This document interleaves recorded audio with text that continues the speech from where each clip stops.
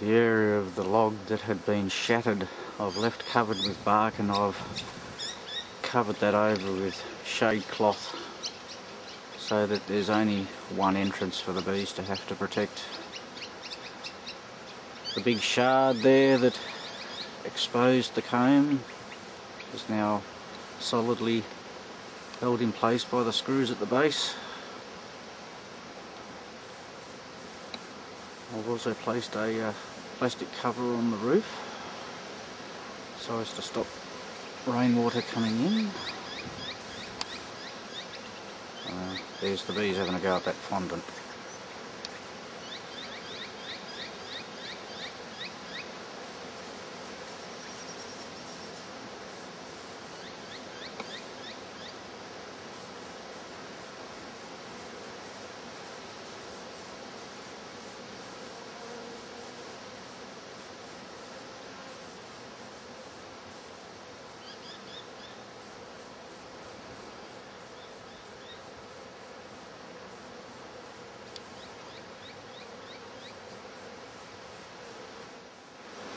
On the back, but used to be on the underside where the comb had been squashed through the base, I've actually covered that with a piece of polycarbonate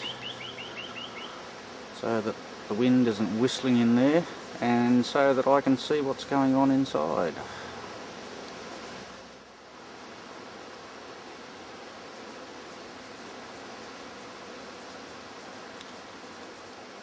That's the area of comb I had to break off to get the shade cloth under.